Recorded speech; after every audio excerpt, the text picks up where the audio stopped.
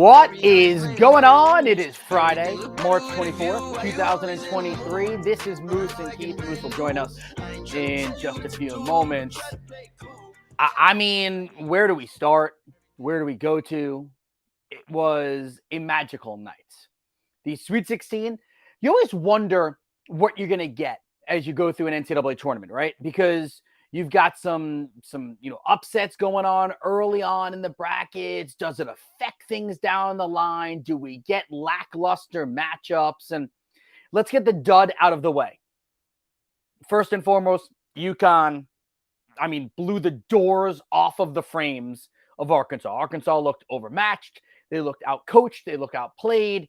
And we'll talk about UConn, and we'll talk about what this means going forward for them. And are they, potentially, should they be the front runner to win the national championship? I mean, they are playing probably the best basketball of anyone in America right now. Fair enough.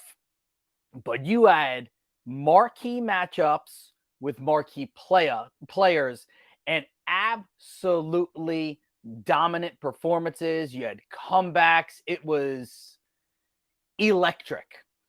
And I think electric is the word that I would start off when I mention Mark Malusis, because he's electric. And Moose, I know we have a different setup for you today. Yes. Running through some things. I use the word electric on purpose because you've got a little power outage going on, right? Yeah, we have internet outage. Okay. So I do have power. As you can see, the lights are on. So, but there is an internet outage, and that stinks. Yeah, well, listen, we live in a world where we can always find ways, right? I was upset. I thought you were going to call in on a rotary phone.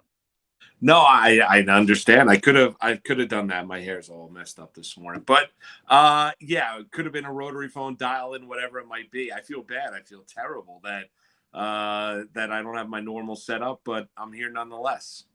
The chat is saying, dedication by Moose, hope his phone battery lasts. Yeah, maybe not. I do have a power cord, so we might be moving around the house over the course of the next 2 hours. My might get a little tired. I like it. Well, I mean, in all certain, Moose, you need something like, hold on, don't you have something like, you need something like this?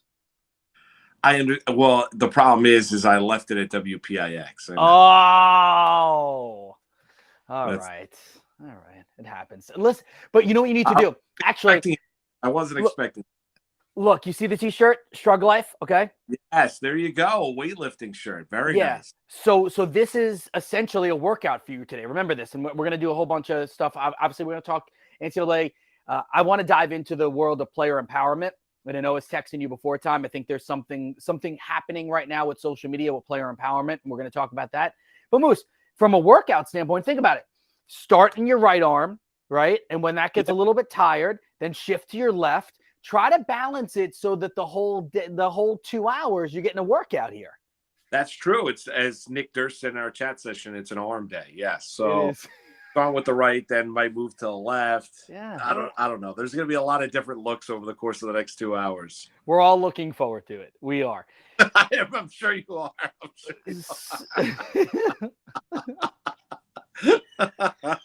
So Moose, 3 out of 4 games last night were awesome.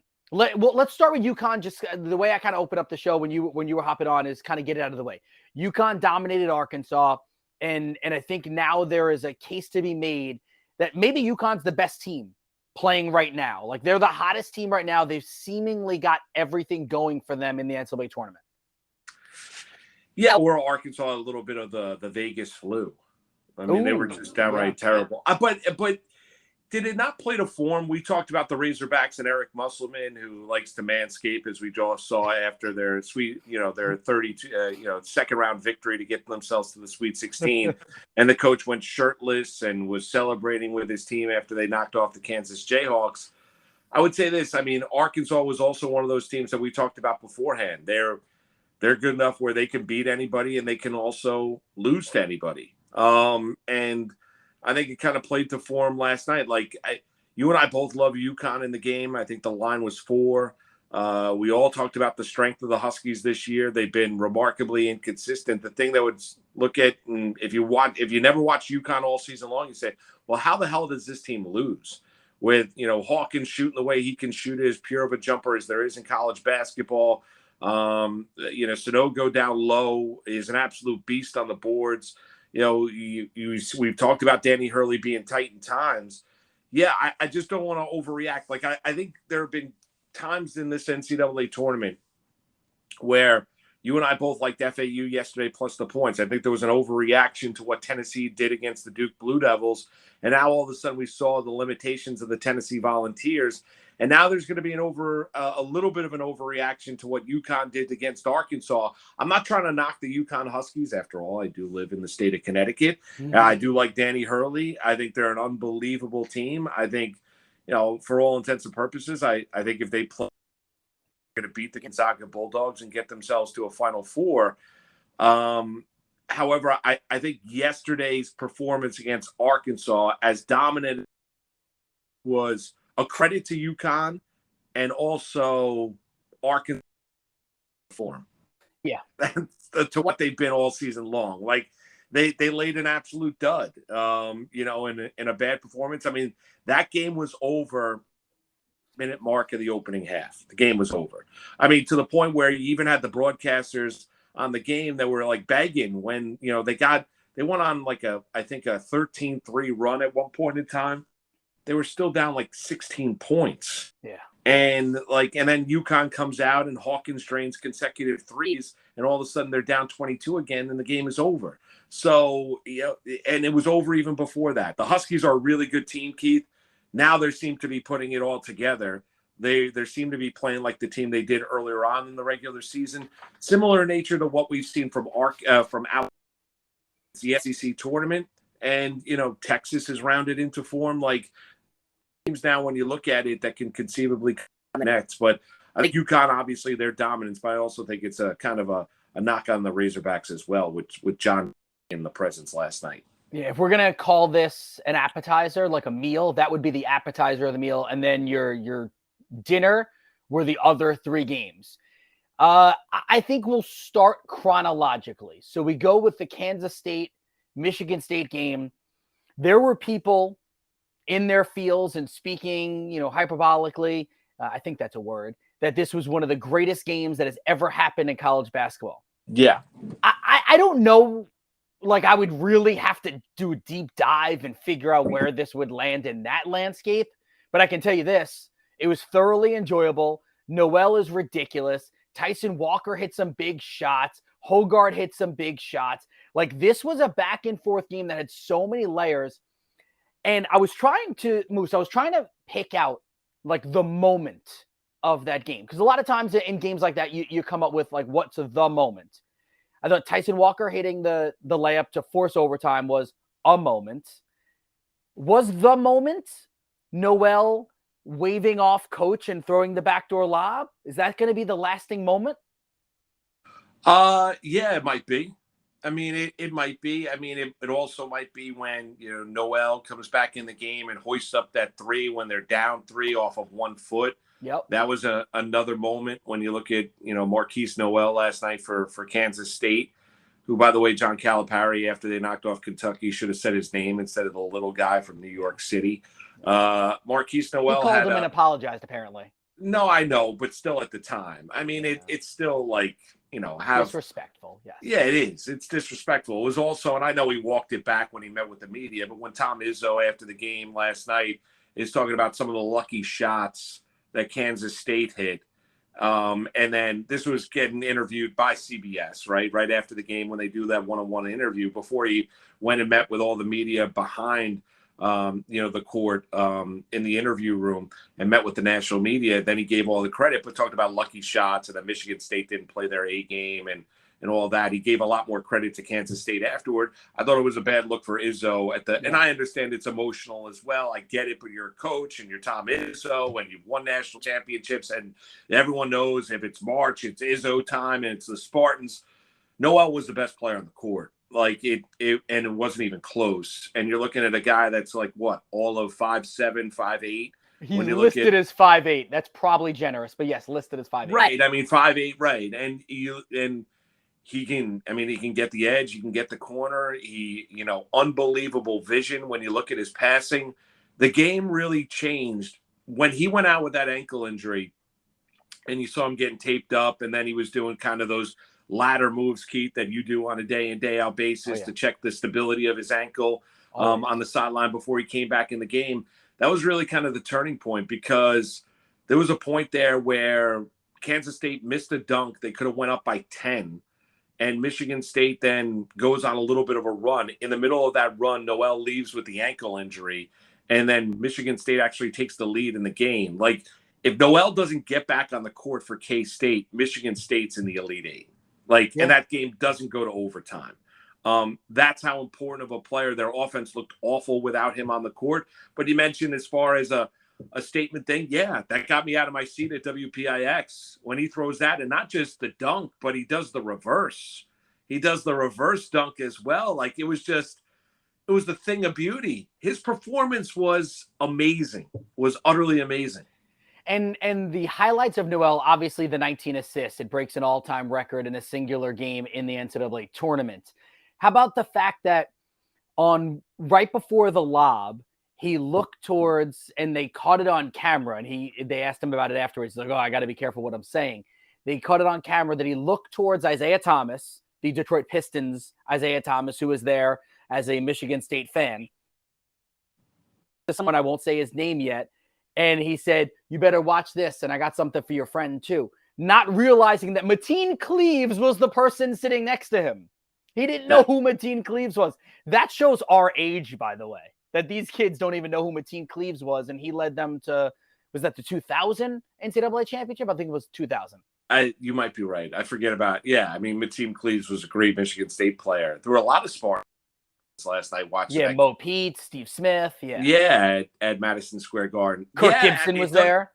Right, you're right. It does show our age, and it just shows that, maybe necessarily kids don't care. But he put on some show. Mateen Cleaves was a hell of a point guard as well. So was obviously the legendary Isaiah Thomas. And you look at a Michigan State team where, I thought there was a stretch, and Izzo after the game said when we were 3, I thought we were going to win it. I told the guys, and the coaching staff, I thought we were kind of a team of destiny. And obviously it doesn't work out. The finality of it all, and you see it and you sense it, especially when you look at a game that it's really one of the great games that you can remember. I mean, it really is. It's one of those ones where if you happen to be at Madison Square Garden last night watching that game, you were treated and you were lucky, because you got treated to game that could have easily gone to double overtime. Should have ended 90. If it did, I would have won a box pool. But unfortunately, instead of dribbling the ball out, he goes in for the layup. That's I did not know that. That's terrible. I had winning score 6, losing score 3. It was 6-3, the steal. He's in the open court. I'm like, just dribble to the corner. He has to go to the rim to end the game, and he hits it. He hits the reverse. I'm like, can you come up short? You're like, you came up short in regulation. Couldn't you dunk again? Can you just come up short then? In regulation, you couldn't finish at the rim. Now you have to finish. You know what I loved about Kansas State coming into this tournament, and we talked about it, was guard play and redemption stories and veterans. So you had Noel, you had Keontae Johnson, you had this kid Masudu. I didn't really know that much about. He's burying shots like crazy. You want to talk about a team of destiny? Kansas State is playing like that. I love their head coach Tang, who's like, did you see the videos of him dancing with them? There's like, it's a little baby rap song, and it's like, and he does this, and he's like, each time, and he's like, here. I actually sent that to my son Austin. I was like, doesn't this remind you of Papa, my father, his grandfather? I'm like, doesn't it? Like, because you could tell he's cool. Like, he's an older person, but like he was like suave with how he did it, and that's like how my father is. My dad is 72. That's great. He's still cool. Like, he'll hit a move. And nice. Yeah. That's awesome. I love that. That's good. So now I know where you get your dance moves with Tim Doyle on the dance floor with in Long Island. God. Cheek to cheek. That was something else, huh? That story. That was something else. Just great. It's so funny. you imagine if that was true, by the way? Because I'm not trying to ruin anybody here, but because I know Doyle made his way on Long Island, and I know you were out at the clubs and this and that. I was like, is that true? Like he's just like he's it's just amazing. Like it's just so funny. But the way he told that story. The way he told the story, I left. I'm such a rube. Like I left it. I'm so naive. I was like, Keith, is that true? You're like, what are you serious? No, that's not true. That didn't happen. I mean, one, we're a couple years apart, but two, I've never met Tim in person. No. Yeah, Tim's a good man. He's a good guy. You'd love him. He's tall, right? Yeah. He's like 6'7", 6'8". Yes, he's huge. Yeah, he's like our height. Yes, no, he's not. I'm not even going to pretend that. No, he's not. Come on, no one sees anything right now. Just let everyone believe that you're 6'6". Couldn't be like it's so happy, like one of those guys where root for their success. Like in this industry, not everyone's a good person. Not everyone's like really. It doesn't, and I'm not going to name names, but the point being is that Doyle is true, is genuine, is such a good guy, is willing to kind of give you the shirt off his back. So he's such a good man. It's funny that you just said that you wouldn't name names. That would be, we're not doing it, by the way. No, how much fun would that be to do a bracket of like jerks in the industry? Oh my God. Right? Hold on, let me get my list. Right. No, I guarantee off the top of your head, you'd be like, yeah, there's 5. There's no doubt. There's no doubt. Yeah, I mean, I ran into one on Saturday at the Hofstra basketball game. Yeah, exactly right. I was happy he wasn't looking that good. Anyway, all right, so you go from Kansas State, they win. So then you go to the late games. And for much of that first half, Tennessee and FAU, like you're sitting there going, all right, I think Cinderella is done. Florida Atlantic just looks a little bit, overmatched by the strength, the physicality, which is kind of the same word as strength of Tennessee. And then Florida Atlantic started hitting shots in the second half. And then it was like total role reversal where Tennessee looked like they were the team that was just plain done. Yeah, they had no offense. They had nobody to create. They had nobody to hit shots. Here's what killed Tennessee. You can't go into that game against a guard-oriented team. And we'll get to FAU and tremendous story. I mean, FAU's 34-3 this year. Yeah. I mean, the only 34-win team. Houston can win their 34th game tonight. Right. I mean, so this is not smoke and mirrors. They've done it. They've handled it. They've got guys like, John L. Davis has had himself a tournament. 4 or 5 guys that can each be able to create their own shot or hit down or hit the shot. But here's the knock on Tennessee. Number one is you saw the lack of a ball handler in the second half to be able to create shots down low for the Tennessee Volunteers. You also saw a lack of outside shooting. Now you want to say, okay, guys, well, listen, you look at what has been their defense, right? They were 22-0 this season when they held their opponents below 60 points in a college basketball game. They manhandled and knocked around and out-physicaled and out-muscled the Duke. But here's the one that you're going to look at. You can't go into that game last night against against FAU, I should say, if you're the Tennessee Volunteers and not dominate on the glass. And they did. That's...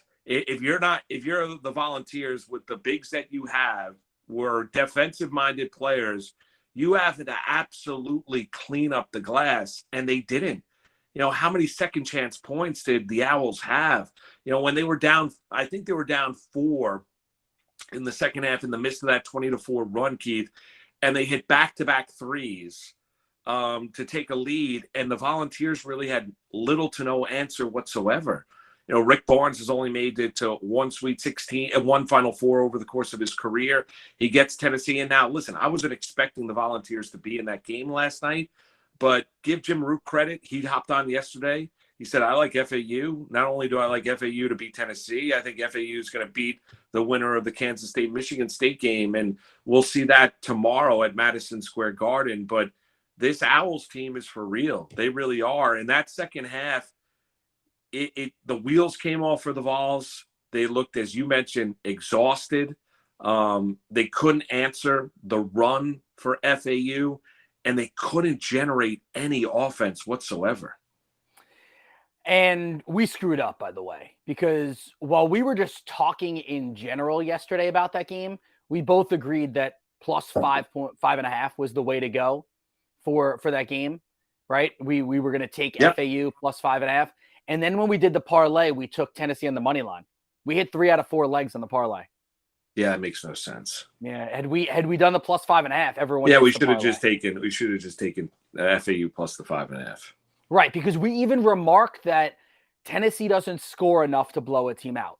No, they don't. They don't. Yeah, so we screwed that up. Right. So sorry, everybody out there. No, they were up 5 at the half, and they kind of maintained that 5-point lead until that spurt by FAU. And after that spurt, you saw the lack of offense, saw the lack of creativity, inability to generate open looks, inability to knock down outside shots. Didn't out rebound FAU. Give the Owls a ton of credit. They were fantastic. Yeah, and Baby J in the chat, by the way, if you bet your mortgage money on that parlay, no, do not. No. He said send me my mortgage money. That's on you, bro. Yes. That you have no one to blame but yourself if you're betting mortgage money on a parlay. No, and like I joke with everybody, you owe all of us a lap right now. Go run. Well, yeah, for me, my bets right now are like money. What do you go for now? $3.29 a bag. The Lay's potato chips. They're dead. Potato chips are expensive now. I know it doesn't. Yeah. Now I can't. I'm going to Trader Joe's and getting me some plantain chips. All due respect, like I used to love the Wise. Like Yeah. my mom, I used to love the Wise original, right? Wise original to me were fantastic, right? Thin, crispy, a little salt on them, fantastic. Yeah. Love Wise. Ruffles were a great dipping chip, like Ruffles because they were thicker. So if you had a little French onion dip, it was always the Ruffles potato chips. You know, I'm now down to Hers. Like I'm going to Hers because every time I go to the grocery store, it's like 2 for $5. Have you had the Hers ketchup chips? Ketchup? No, flavor? I'm not. I'm not knocking Hers. It's a good chip, but the point being is that they actually are on sale. Like you go to the grocery store now, it's basically you might as well. It costs the amount the same to buy groceries as it does to eat out. Exactly. And Baby J, exactly. Yes, I believe FanDuel and DraftKings was both offering the if one of your legs of a parlay lost, you get bonus bets back. So actually, you know what? Moose and I did not screw up. We take zero blame. It's all on you, Baby J. We'll blame you. Are Hers ketchup potato chips that good? Dude, they're so good. All right, so let's. No, they're amazing. And Adnan Verk will back me up on this one. Adnan says, as a proud tweeted out a picture of him when he was getting ready to watch the Academy Awards, and he had the Hers ketchup potato chips all over. Yes, he says, as a proud Canadian, it's a thing in Canada for that. So when I was a child, and my mother thought I was disgusting with this, I used to like to dip my plain potato chips in ketchup. Okay, and like if I was a weird. Yeah, I was a weird eater when I was a kid. Like, I really didn't want the sides of vegetables. And my mother got very frustrated with me at times. So, like, I would end up eating potato chips as a side dish. Okay? Nice. So, yeah. So, I would dip them in. Like my kind of childhood. Oh, it's amazing. It was amazing. I don't know how I didn't weigh 400 pounds. So, I'm like, ever have fried bologna? Oh, my God. Fried bologna is so good. So good. Fried kosher salami? Fried kosher salami. Yes. Oh, the bullet. It comes as like a bullet. No doubt. Yes. Oh, amazing. All right. So the way this started was, so I was treating my potato chips almost as like French fries. So I'm like, oh, I could dip it in ketchup, right? It was amazing. My mother came across, and I don't remember if it was Hers at the time, 30 something years ago. They were ketchup flavored potato chips. Greatest thing I ever ate in my life. And suddenly they were just gone. My mother didn't find them anywhere. Many years later, my mother had actually found, I was in my 20s, and she got me a bag of it. I want to say for one of my birthdays or like Valentine's Day or something like that. She was like, I found this bag. They are so good. So good. Ketchup potato chips. I implore everyone to try them. I got to try it. I've seen them in the aisle. I've quickly passed them in the aisle. I mean, they're not healthy, but like they're so good. Listen, we're talking about potato chips, so we're They're not so tasty. Yeah, they're so good. Like I like the cheddar potato chips. Cheddar and sour cream or just cheddar? Yeah, cheddar and sour cream. Okay, yep, I like those. Cheddar and sour cream. Cheddar and sour cream Pringles were always the jam. Right. Sour cream and onion. Regular potato chips. Yeah. Like I don't like Nick Durst is saying the salt and vinegar. I'm not a big salt and vinegar guy. Yeah, I mean, I've eaten those a few times. They're okay. Or you can get the pepper and salt. You ever have those? They're terrible too. It's too much pepper on it. Yeah. I've had the jalapeno potato chips, but usually those are like more specific. The really crunchy ones. Yeah, correct. Kettle chips. Kettle chips, yes. Yeah, they're pretty good. They're a little spicy, but they're pretty good. Like you have that with like a little sandwich. That's not bad. But to me, it's either sour cream or onion or regular potato chips or the cheddar. I will try the ketchup ones though. Yeah, you have to try those. I'll tell my wife that you suggested that I need to go buy them immediately so I can get a pass. You have to try those. Okay. All right. Tell Donna right when I go upstairs. Arizari Yes. just said I have to try ketchup potato chips. Yes.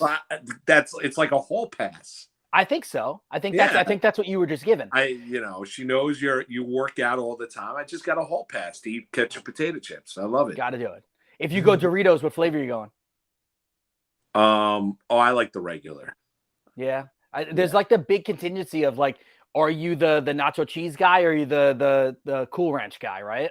Yeah, I like the nacho cheese, like the spicy. The Cool Ranch, my kids seem to like the Cool Ranch a little bit more than the regular. I feel like kids tend to like the Cool Ranch. I like that sweet spicy one, the purple bag. Yes, those are good. Yeah, those are good. And there's a new one. My buddy who lives in Ohio. The green bag? No, it's their barbecue flavored Doritos. Really? Sounds weird. And my buddy sent that to me. He's like, dude, if you are in the supermarket, he's like, I know you don't want to eat garbage, but if you're in the supermarket, I promise you, just buy a bag. So I was at the supermarket last week. I bought a bag, and he was right. They're glorious. I got to try it out. Barbecue Doritos. Okay. Barbecue Doritos. I'm going to try them.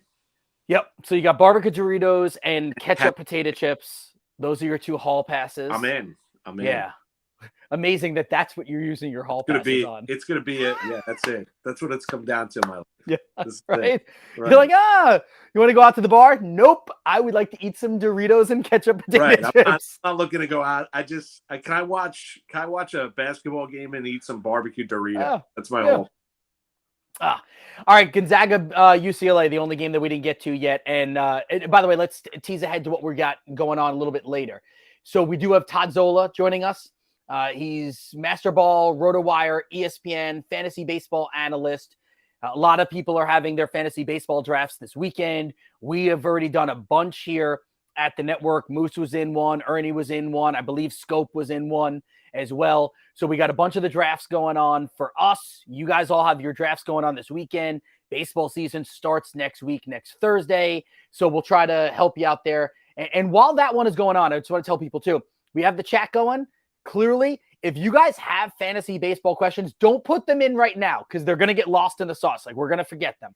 As Todd joins us in like 10, 12 minutes from now, put your questions in there and we'll try to ask them for you guys. So Todd Zola joins us and, of course, Sharapan in hour 2. Yeah, getting the game is right. When you were talking about salty snacks, I did have a twinkle in my eye. You did? I did. It's like, yeah. Potato chips are good, man. They really are. You know what was great last night? How about Gonzaga UCLA? Drew Timmy is like as the young kids would say, he's him. He's himmy. Until he got to the free throw line and then he choked. He was tired. He didn't choke. He was tired. Keith, that was bad. Keith, on the first, like, you've been there like 9 years. I know he's not been there 9 years. Long time. What is this, year 4, year 5 for Timmy, right? I think it's 50. He put his 50th year, right? He put his name in the draft last year, realized, I got to go back to college in Gonzaga, and he's been an unbelievable college player, and he was great last night, really, and we'll get into the comeback. But you mean to tell me you're up 2 they inbound the basketball. Gonzaga is now. You come get the basketball. You get fouled. You go to the free throw line. And I know you're a 68% free throw shooter during the course of the regular season. You barely on the first free throw graze the front rim. Barely.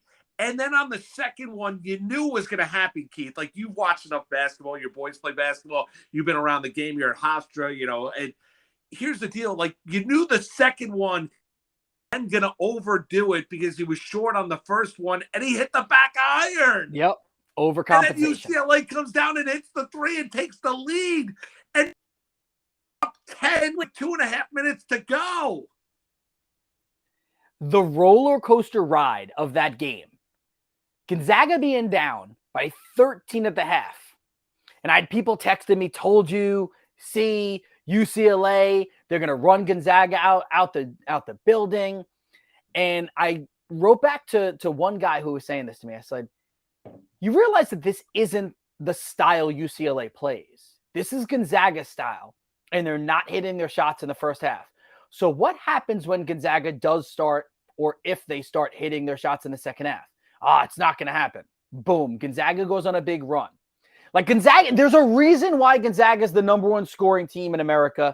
And there's a reason why UCLA, who's arguably the best defensive team in America, without Jalen Clark and without the kid Bona, like, you're missing your two best defensive players. At some point, that was going to catch up. And Moose, you've been talking about this a lot this week, and I give you credit for it. At what point will this catch up?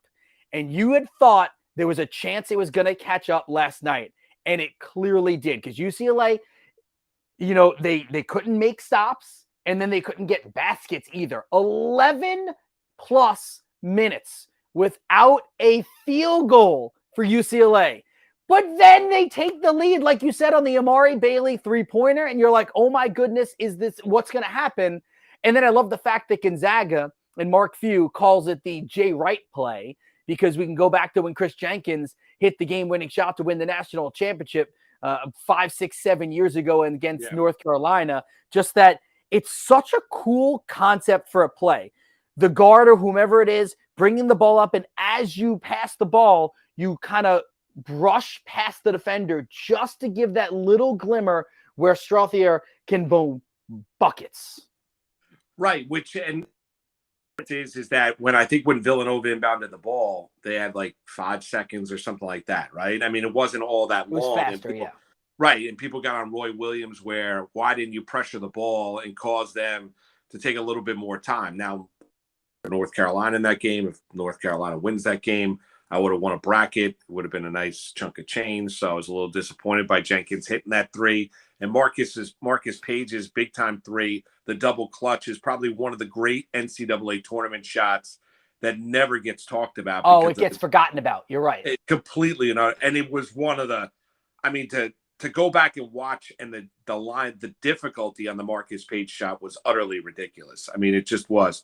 But, yeah, even with that being said, like, I still can't believe he took the shot last night. Like, I still can't believe Strother took that three and drains it from where he was. Now, Few after the game was talking about it and said basically that he does it in practice all the time. Not all that surprised. Timmy was giving him a hug afterward and saying that, I'm the biggest fan. He got me off the griddle after he basically, choked it away at the free throw line, missing those 2 free throws. It was unbelievable. I mean, it just was. And maybe, as some people are saying in our chat session, maybe it is Gonzaga's year. Now, the difference is that UCLA, outside of Jaime Jaquez and Tiger Campbell, they're offensively challenged, right? You look at it, they're more of a defensive team. And we talked about losing the defensive player of the year when you're looking at the Pac-12 and having him being lost for the season. At some point, it's going to come back to haunt you. We know how offensively efficient Gonzaga is. Now they're taking on a team in UConn in the next round, though. And we can project a little bit at both. UConn is, I think they were ranked 4th in offensive efficiency this year. You mentioned that Gonzaga was number 1, but they're also a top 10 team, I believe, in defensive efficiency. well when you look at the UConn Huskies and Danny Hurley. So, I mean, maybe it ends up being this unbelievable run for Gonzaga. But you were right. Whoever you texted at halftime, Keith, like, I couldn't believe the team. You were 100% right about not playing at that pace for UCLA. And they looked exhausted and could not answer what Gonzaga was doing in the second half. It was totally one of those halves where I would imagine that Mark Few in the locker room, I don't even think I'd be mad at my guys. I would kind of look around and I could just envision being like, all right, so that was cute. They're beating you guys. I like looking around at each, catching their eyes. They're beating you guys by 13 points. They're playing our game. Guys, no stress. Hit a few shots. We're going to win this game. Like, I really feel like I could imagine Mark Few doing that because it really, at some point, you had to think that UCLA was not going to continue shooting the lights out the way they were, and they didn't. And that's all it took because Gonzaga is a really good offensive team. Man. And by the way, throw it out there too. So we talked about like records being broken, right? We did Noel, the 19 assists. Timmy, for whatever you think of Drew Timmy and what he's going to be on the next level, and I see people talking, will he get drafted, blah, blah, blah, blah, blah. It was his 20th career NCAA tournament game where he scored 20 or more points. That breaks a record now too. So he stands alone in that category. Pretty cool. Yeah, it is pretty cool. You're right, 100%. When you look at Timmy, he's been a great college player, and you know he'll get a look in the NBA. I don't know if he'll get drafted. Maybe he's a second round guy potentially. He's pretty slow in comparison to some of the big time athletes. I don't know if his game translates over to the next level. He'll be on a summer league team somewhere. And maybe he gets lucky and latches on, or maybe he just goes and plays overseas. He'll get paid to play basketball. Let's put it that way. Yeah, he'll get paid. I think he's probably more of a European player than he is. Yeah. I just don't think he's athletically good enough. Yeah. Like, I think you can get away and do some of the things that he does. He can finish around the rim. He can hit the baby hook shot. You know, he's got a soft touch, elbow in. There's a lot to like about Drew. And maybe I'm wrong. You know, I don't want to limit anybody, but I think there's a reason he came back to Gonzaga. Has he necessarily improved his game from where he was last year to this year? I think he's kind of like the same player. So, I mean, maybe he latches on, and maybe I think he's got to improve his body as well. I mean, I'm not body shaming or anything like that, but I think he's probably going to have to trim down a little bit. When you look at Timmy, maybe that'll improve his a little bit of his quickness, Keith. But I just don't look at a player that's like an elite level kind of athlete when you're looking at a guy that's going to be playing down low in the NBA. The one thing is, offensive player, he can finish at the rim. I thought, though, at the end of that game, I was surprised at how bad he choked at the free throw line. Like, I really was. Like, that would have been, like, we joked around about Adam Morrison and the crime game. Like, for Gonzaga to be up 10 and UCLA looking dead right, and then to be throwing the ball out of bounds, missing free throws. Not only that, but Keith, like, Jaime Jaquez, you're down. He's driving the lane. Give him the two. Why are you fouling him to send him to the free throw line? Like, what are you? You're not blocking the shot. Give him the two. Time is on your side. Yep. Oh, my goodness. Like, it was moronic. Like, you're watching the game and, like, Mark Few has done an unbelievable job at Gonzaga. Do you not talk about game situations with your team over the course of the year? Like they were trying to blow that game, and they did. With 12 seconds, they were up 10 with a tad over 2 minutes to go. With 12 seconds to go, they were actually losing. And it's a credit. Listen, Mick Cronin, people looked at that, and here's what you need to say about Mick Cronin. When he went to Cincinnati and UCLA and said, well, is he really a UCLA coach, right? Because, you know what, the Bearcats, they were tough and grumbling. You heard that, Keith, at the time, right? Mick Cronin's an unbelievable coach. Unbelievable, yes. Like the preparedness, like you see the intensity on the sideline. That team, to get that team and manage the game late, to give them an opportunity, and they needed a little bit of help from Gonzaga, and they got it. But to put pressure on Gonzaga and allow them to melt a little bit right before your very eyes. It's a hell of a coaching job by Mick Cronin. Really. Yeah. The shame of some things are Jalen Clark, if he's not injured, who knows, maybe UCLA is heading to the Final Four and cutting down nets. It's the NCAA tournament on Bettorcast tonight, starting at 6:30 Eastern.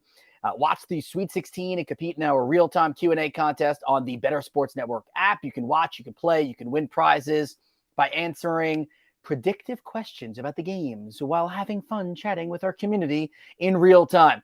Join us for Bettorcast on the Bettor Sports Network app tonight, starting at 6:30 Eastern. You can win a $100 gift card to the bettorsports.com collectible shop to purchase authentic hand-signed items from your favorite athletes. Campus to Canton also will air on bettorsports.com.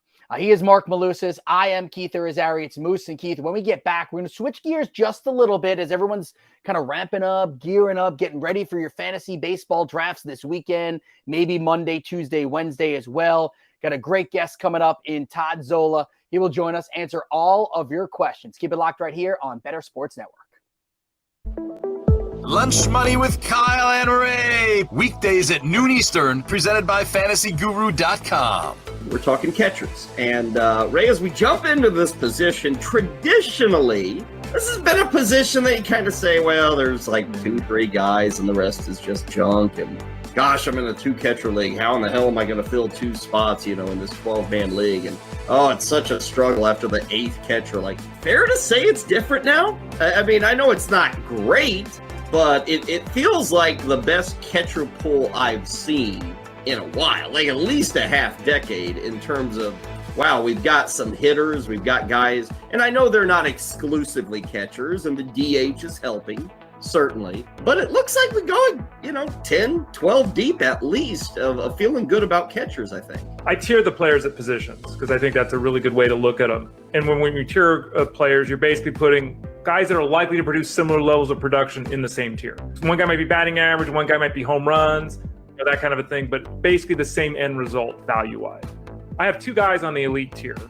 I then have 8 guys on the next tier. And then I go all the way to 22 on the 3rd tier, which basically almost gets us to that, 2 catchers in the 24, 12-team league kind of thing. So I agree with you. And I think that even if you look beyond that, there's some names that are outside my top 20 that I could easily see being top 15 catchers this year. So yeah, it's not wow, but it's good overall. We got some young guys coming in that are dynamic players to help out some of the older guys that are still hanging on. It's better than it has been. I agree with you. It's actually very young, Ray. And that, I mean, you look at Varsho, Rauschman, William Contreras, Kirk, Melendez, Cal Riley's semi-young, but Hebert Ruiz. And there's still other guys coming up that are in the minors right now. That's, we used to always say all these young catchers, just catch, don't worry about hitting. These are guys are coming up with some skill sets as well. Yeah, and the game is different now, right? Back in the day, you were an old dude that had no athleticism.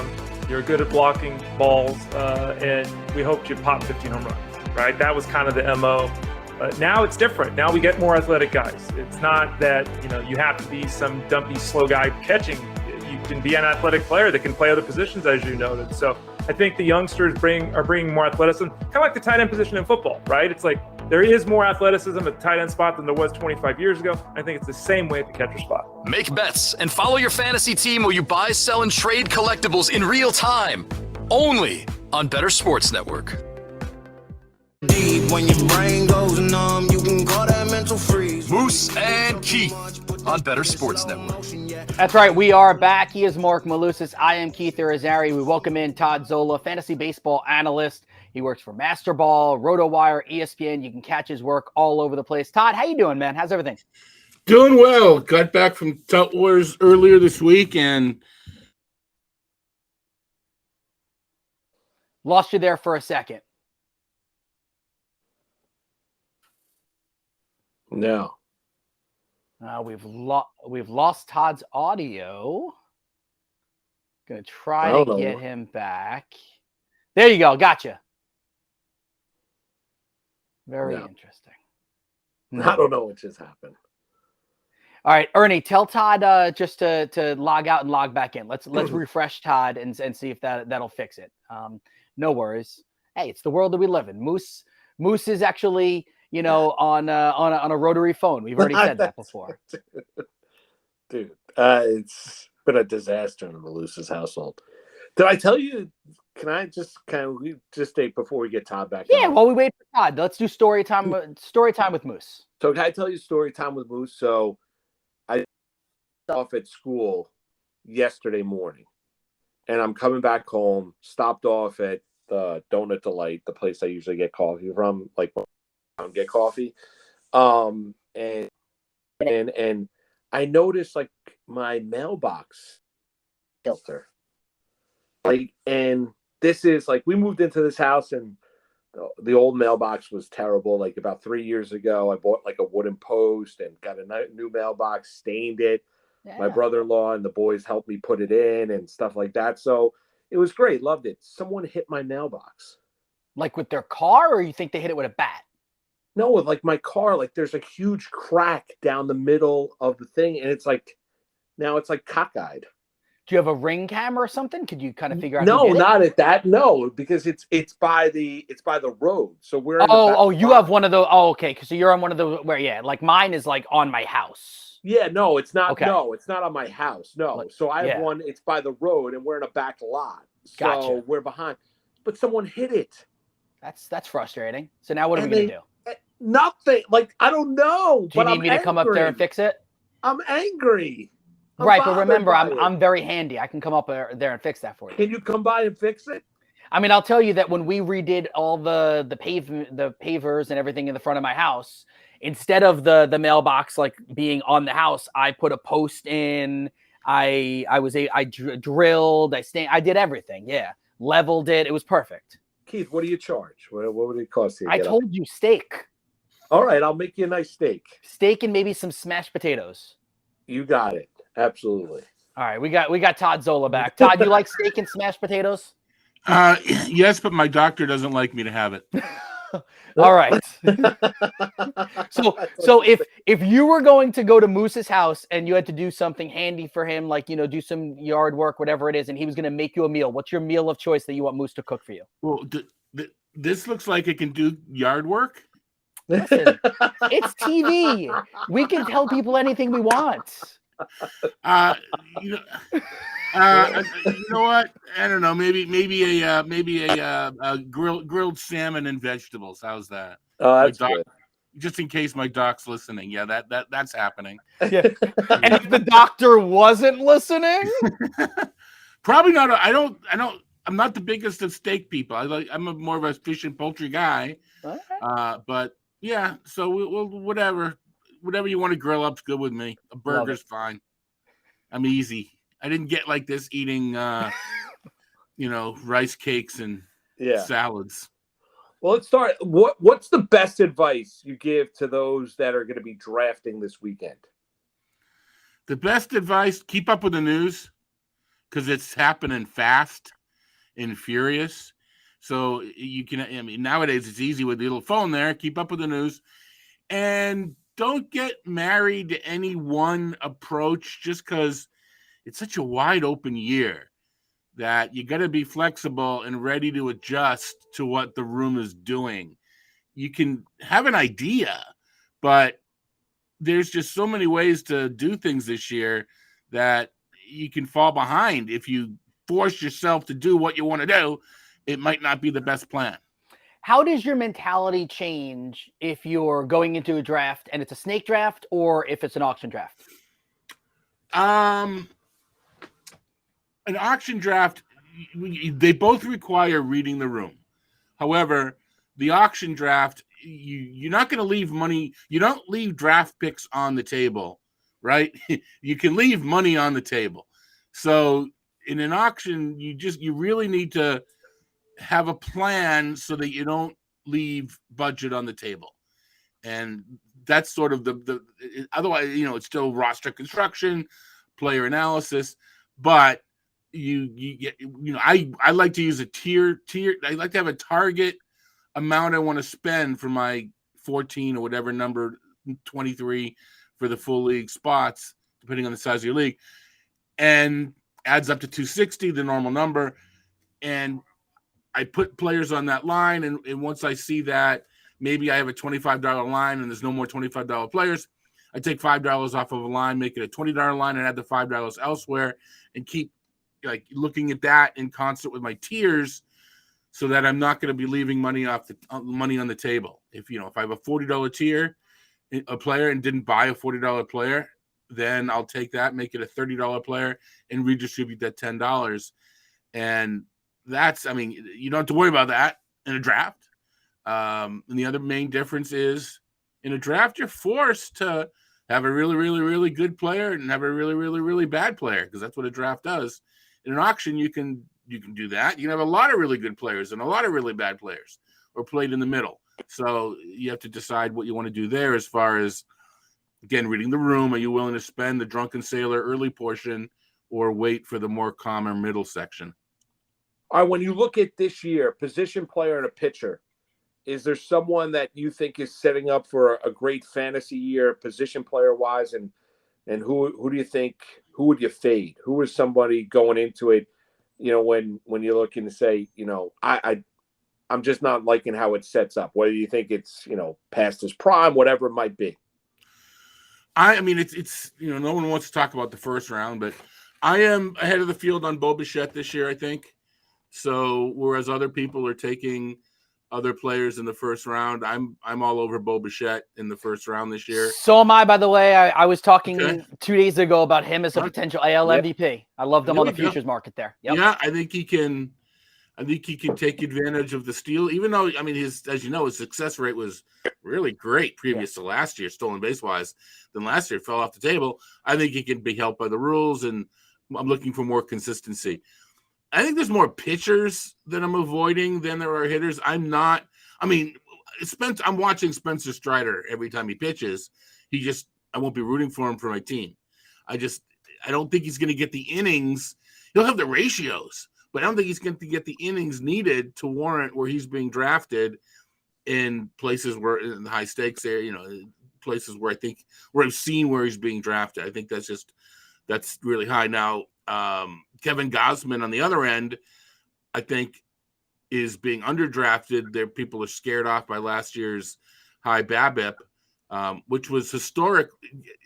This is kind of funny.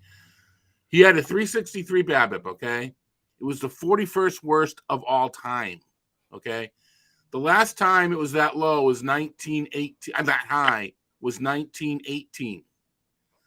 Of the 40 BABIPs that were higher, half of them, or more than half, occurred when they weren't wearing gloves. So it's just a silly story. That's crazy. It is. That's insane. Yeah, it's not going to help your fantasy team, which is nuts. That's how. All right, listen. Was it all bad luck? Of course not. Right? You guys know there's, misfortune, but there were a few meatballs in there too. But when you're historically bad like that, it's historically bad luck too. So I'm all over Kevin Gausman on the other end. I also like Zach Wheeler a lot from the top end, and I'm injury averse, so I will avoid the Jacob deGroms. I will avoid players of that ilk. What about guys? I want to ask you, what about the two in New York? What about Scherzer and Verlander? Like them both. I'm generally not drafting a ton of early pitching. And I mentioned Gausman and I mentioned Wheeler. And I'm usually landing on those two. I'm not scared away because of their age.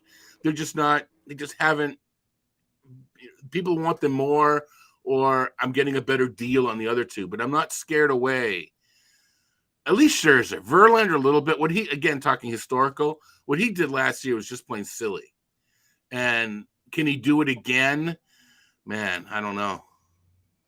All right, I want to talk. So some of the players you just mentioned are players that are like a lot of fantasy people are deciding amongst. And again, we do gambling here too. So a lot of people are talking about like NL Cy Young futures and stuff like that. So you said Strider. You're a little worried about him. So I'm going to give you two questions here. Strider or Fried, and then you also mentioned Wheeler. I'm a little higher on Nola. So Nola or Wheeler. Like so of those pairs, how do you differentiate? I'll take Max Fried over Strider. Okay. For this year, and it's a safety element. Again, a Strider, he could lead the league in strikeouts without getting the innings that I'm mentioning. Yeah, his K percentage was 29.1 last year. It's ridiculous. Yeah. But will it come down over a full year, etc.? Not sure. I'm sometimes you have to be willing to be wrong, right? And I guess the same mentality in betting. Sometimes you need to be willing to be wrong, and I'm willing to be wrong on Strider. And as far as Nola, fantasy wise, I like Nola. I think he's my third ranked pitcher. Nice, but I get a better deal on Wheeler. Okay. Sometimes, and sometimes it's very frustrating. I haven't done a ton of auctions or even drafts. I'd like to get one of Wheeler and Nola, and then Gausman. So it's kind of, I'm always trying, again, reading the room. Do I get Nola at a discount, or do I have to pay full boat because I know I'm going to get Wheeler at a discount? So I try to mix it up once in a while and just take Nola to have him because, like I said, he's my third ranked pitcher. But against the market, Wheeler a little more. Nola's just the consistency. I like watching him pitch. I like watching pitching. When I'm looking for a game to watch, I see who's pitching. All right, you're willing to be wrong on Strider. Other play? Who else? Who else are you willing to be wrong on? Let's see. I guess. The players that other people. Ronald Acuna. He has rocketed up to the number one overall player taken more often than not. We're just assuming. Well, he ran last year. Well, guess what? He ran like the wind, and then he hurt his knee, and he did. So, will they let him? Will he? Well, I think he will. He's not going to stop, but will he continue to just run freely, stolen base wise? He doesn't need the rules. He doesn't need the pickoffs. He's good anyway. So I don't think it matters that all that stuff. Will they be giving him maintenance days in order to take that number one pick? There's so many, Trey Turner and Judge and Jose Ramirez. You need the at bats. They may give him some maintenance days. I don't know that Acuna is going to get the volume needed because his batting average is generally a little bit lower than the elite. So I'm willing to be wrong and just have Ronald Acuna, rub the stolen bases in my face. And when I take Trey Turner end of the year, I said, well, you know what? I probably should have taken Acuna. So if you had the number one overall pick, if I'm reading you correctly, you're taking Trey Turner? Yeah, and I have the pick tonight in the draft in a draft championship league. Yes. Yes, I have him ranked ahead of Jose Ramirez. Rankings are, it's more about team construction, what you want to do later. But to me, third base and shortstop, you kind of want a really good one of each. Yeah. So I will more than likely and doesn't have to do with World Baseball Classic and all that stuff. I had Trey Turner ranked number one coming in, and I don't see a reason not to keep him number one now. Yeah, Moose, let me just jump back in again. I love Jose Ramirez. I think the shift or lack of shift is going to help him. Again, like I crunch all these numbers the same way you do. That 96% of the time they shifted on him 2 years ago. So we should see his batting average be over 300, and then he's going to steal bases, and he's going to get RBIs like crazy too. Well, we're going to keep him. He's a switch hitter. So I think, was it 96% against lefty? When he's lefty. Yeah, when he's batting lefty, yeah. But even so, So that, the whole shift thing, I think we may be as big picture wise reading a little too much into it because we don't know what the defense would have been doing. We're making a lot of assumptions. Okay. But yes, you can say that Corey Seager is going to be helped. I can't tell you how many hits. I can't tell you how many hits Jose Ramirez has helped. But yes, they're going to be aided by the lack of a shift. All right, got a couple questions in our chat session. One working grind asking, do you go to draft a not high stakes money league for MLB? Where would I go? I would find a message board. Roto Junkies I would find a message board or just send out a tweet and ask if anybody has any openings. Okay. I know that the NFBC has lower stakes if that's what we're looking for. Yeah. Of course, there's a rake, but there are, in the low hundreds and not high thousands of dollars of entry fee. But there used to be a lot more message forums used to be so much more prevalent. They're just not as prevalent anymore. All right, got another one for you. What rookies are you high on this year, pitchers and hitters? Let's see. I'll stay home, and you're probably getting other answers, but I'll play homeboy. I'll stay home in Boston with Tristan Casas. I think he's gonna probably surprise a little bit. Rookie pitchers. I don't believe in. I don't trust them. I don't know. I don't know. I think you got to like Grayson Rodriguez of Baltimore. Yep. I think everybody does. That's kind of, if I went off the grid with Casas, I'm back to chalk with Rodriguez, I suppose. Rookie, to be honest, rookies aren't my thing. I read people that I trust. I do what I can. But any questions about rookies, it's not like I've put eyeballs on them and graded their scouting grade, etc. Stay with your local boys then. So you like Casas better than Yoshida this year? You know what? I don't know. Fantasy-wise, Yoshida's getting a little bit of helium, if you will. Yeah. I haven't even seen a whole lot of ball since I've been. I'll watch more games than anybody in season, but I've been doing the run up a little bit busy. Don't get to see as many games. You know what? I'll say yes, but who knows with Yoshida? Gotcha. I like what I saw in the WBC. Took weird routes to 5 balls, but that's in Fenway. You'll probably bump into the wall a lot if you do that. But I don't know. A couple others. Kodai Senga, Torkelson. Do you think Torkelson has a big second season? When I'm asked questions like this, I like to answer them like I have one team and one team only. My real opinion. Let's face it, folks. We draft more than one team. I want Torkelson on one of my teams. Yeah. Because I want to be there for the breakout because I think it's there. However, I drafted. He's not on my top. Well, my labor was AL. He's not on my labor AL team. He's probably not going to be on any team I draft for the NFBC. Not nearly as many as I used to, but I don't think he'll be on any of those teams. He'll be on some lower stakes, maybe best ball, something like that. The other one was Kodai Senga. Wow. You know what? There's always someone in the room that's more intrigued than I am on players of that nature. I'm not avoiding them, but I haven't gotten them yet, mainly because there's somebody who would, who wants to dance with the unknown than dance with the known, or whatever, dance with the devil they don't know, or whatever expressions I'm messing up right now. But the devil is sometimes better than the devil you don't. I say it, and the Batman quote, with the Michael Keaton Batman movie or whatever. Yeah. Anyway, so that was one of the lines in there. But anyway, and the minute you say Batman, I just bring out my bat. Yeah, I'm Batman. All right. How are you seeing people handle, and then how are you also handling guys like Bryce Harper, Jose Altuve that have injuries that we have no idea when they're going to be back? What I tell people to do is estimate how long they'll be out, add in a replacement player, and be willing to pay that spot, because you're not buying Harper, you're not buying Altuve or drafting them, you're drafting the roster spot, and that's the player that goes on it, as will other players. You know what? Maybe it's a little selfish or elitist or conceited or whatever the word might be. I don't think I need to do that to try to win. I don't win as much as I should, but maybe I should think of this.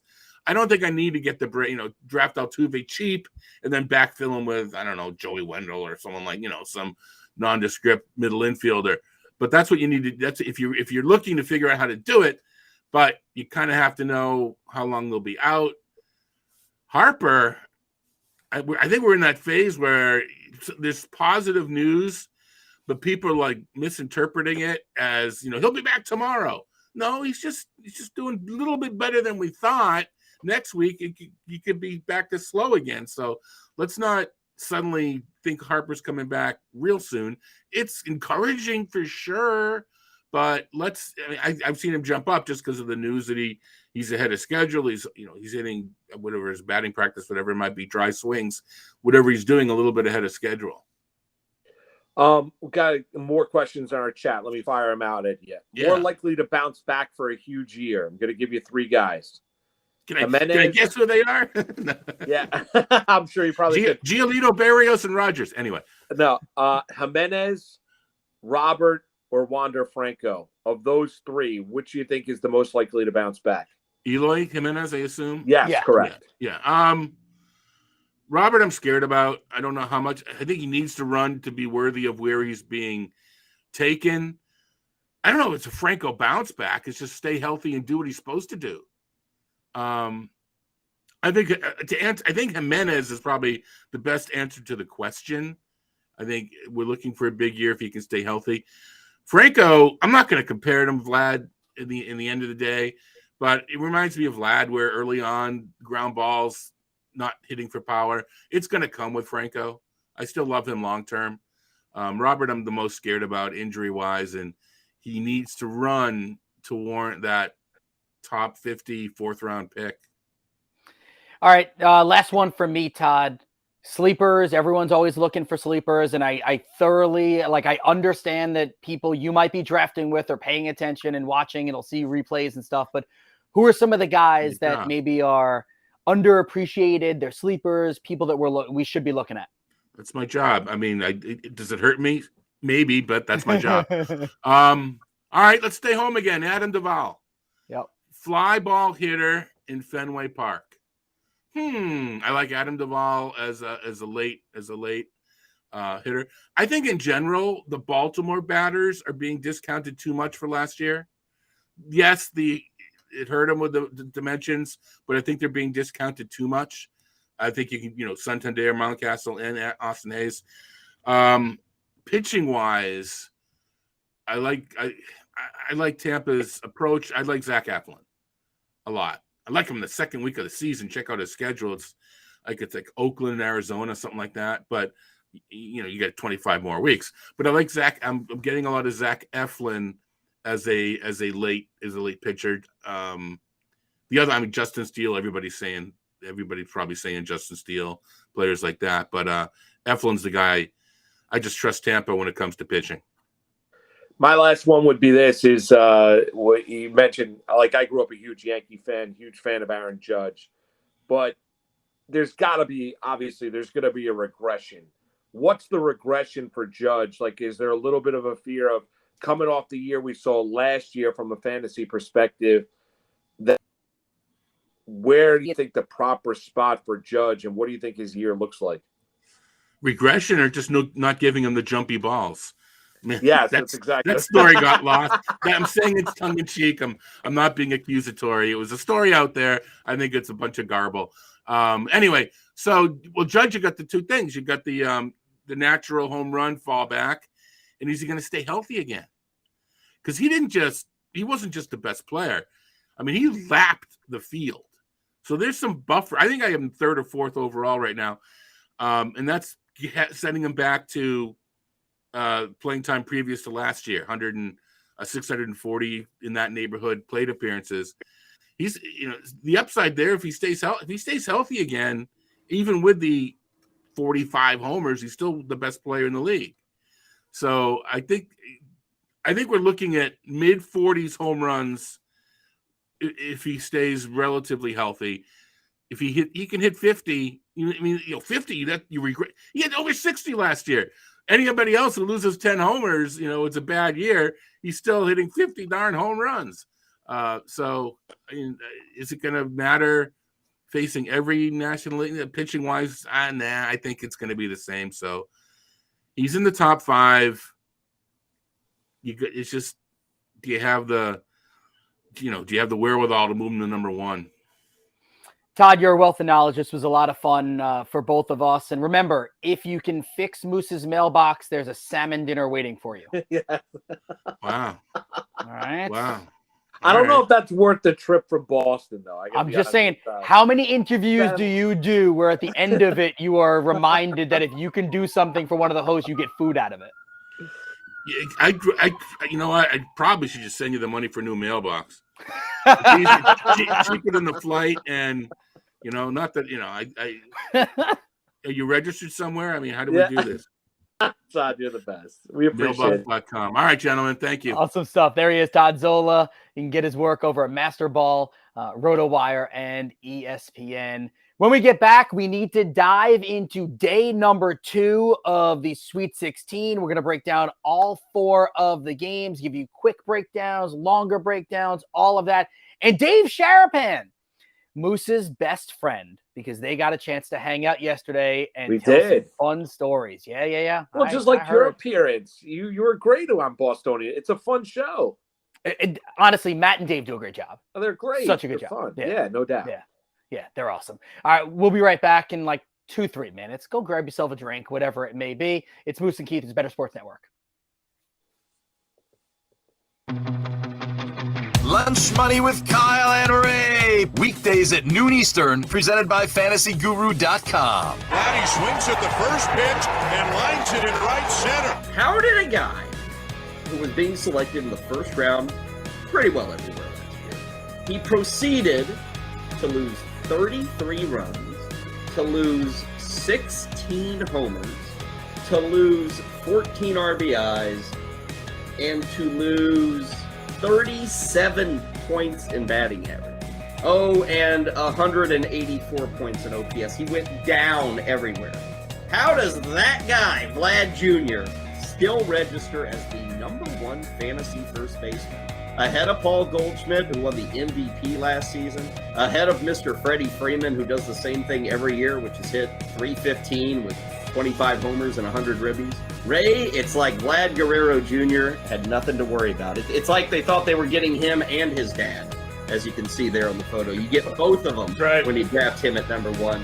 I'm just surprised, and it was not a bad season, but Ray, it was such a disappointment compared to what he posted in 2000. Yeah, I think that's absolutely fair to say. Vladimir Guerrero, in 3 of the 4 years, he's been average to good. He had one spectacular season.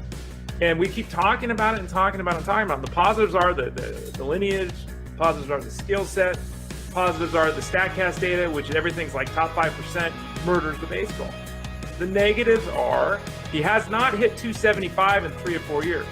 We keep talking about this too. He does not hit the ball in the air. It's remarkable, his ability to hit 30-plus home runs, given that he never gets the ball in there.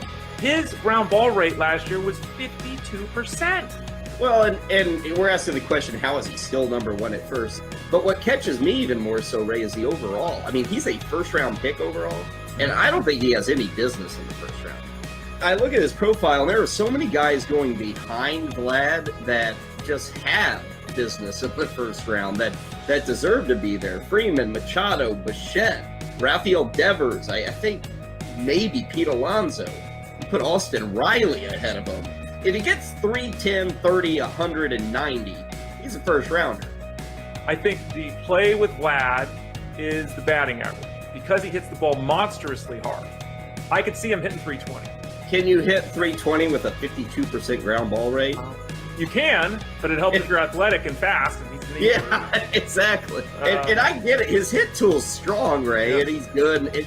It's funny his ground ball percentage is that high because on the occasions when I get to watch Blue Jays baseball, I don't see it. I see him hit the ball.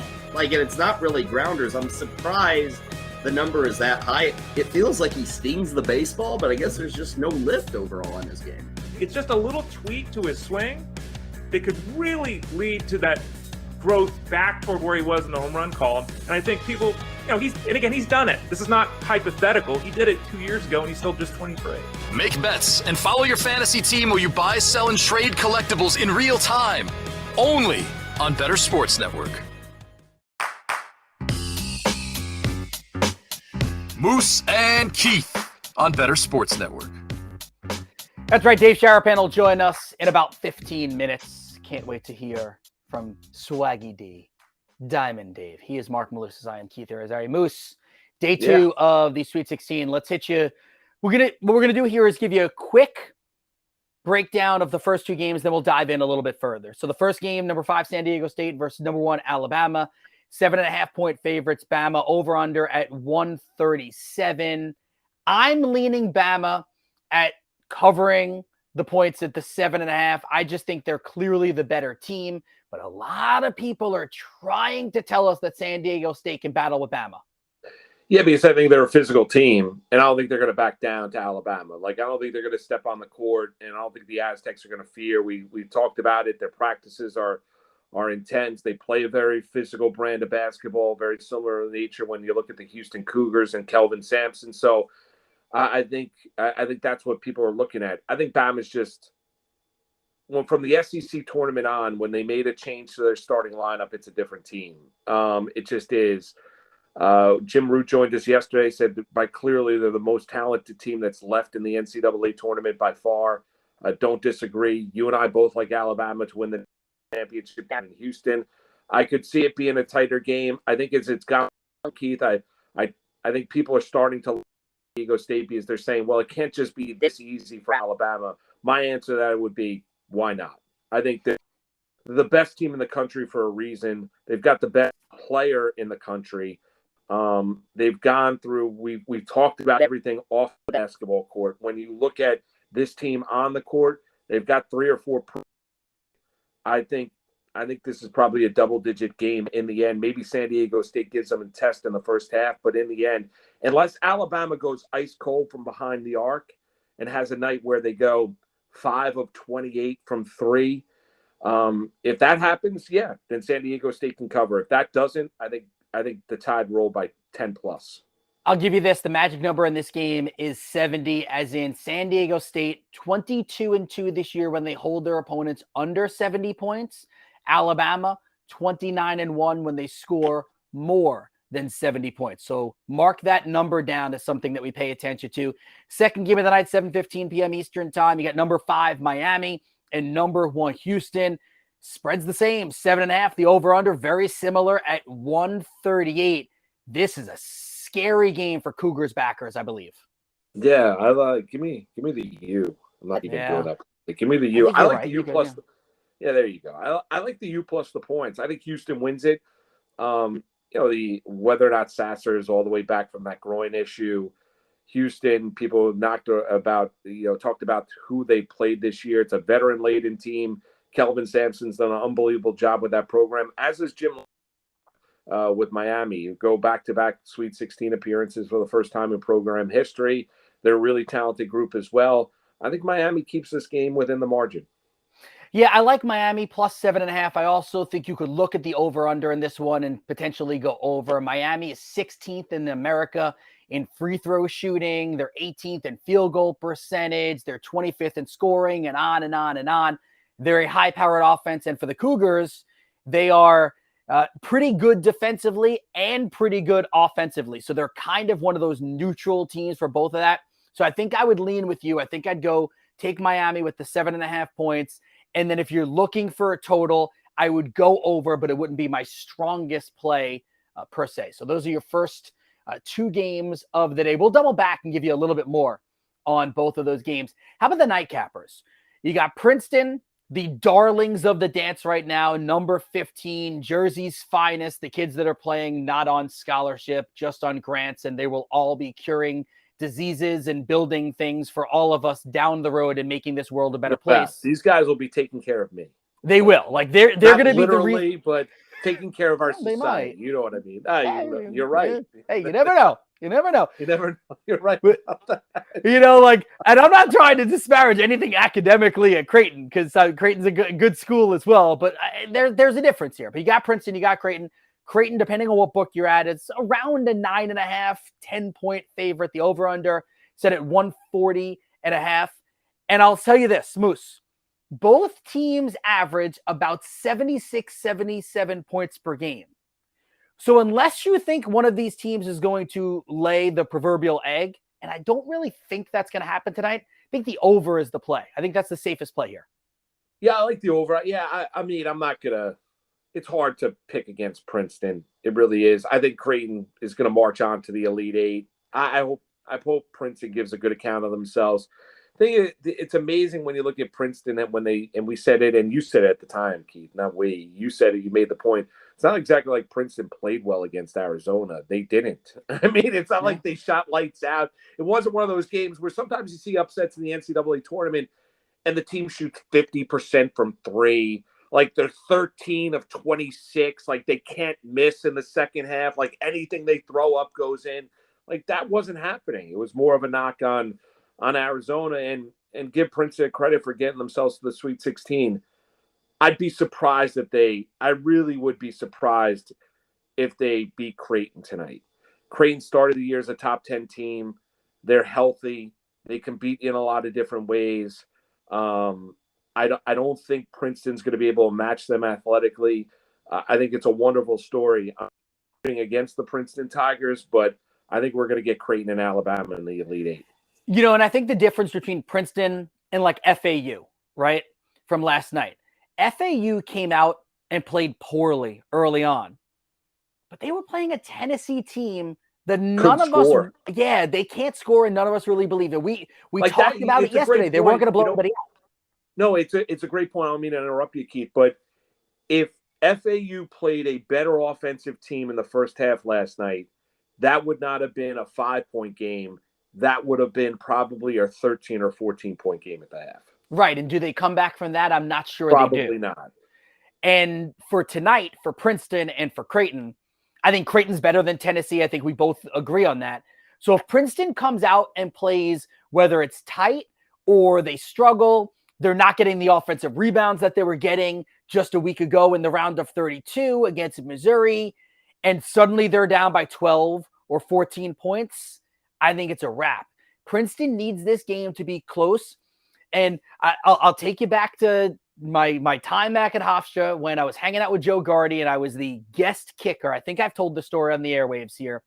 So, great story. Yeah, I was nailing kicks. My punt is awesome. Gardy and a bunch of the coaches like, wow, who is this kid? Like jokingly say they're going to like sign me onto the team. And then all I had to do, which by the way, I kicked a 45-yard field goal prior and actually had room. I had to kick a 30-yard field goal at the end of the practice. It's what they call it, like I don't know. It was like the doomsday kick, whatever the name was. But like everyone gets on top of you. They're yelling and screaming. I remember Kamal Roy comes over and like messes up my hair. Yes, I had hair, everybody. And I went to kick it, went through my entire routine like I normally had done for the last 2 hours and shanked it. And Gardy put his arm around me, and I'm going to use his words, and I'm going to say it the way he did, so don't cancel me for it. But he was like, you know what happened?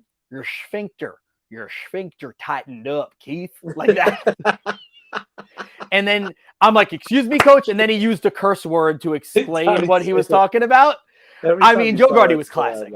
Yeah, no, it's a great story. And that's what it is with Princeton. Like, don't let them tighten up. Like, if they get tight, they could get blown out in this game. Yeah, they could. I mean, they could. It's. You're right.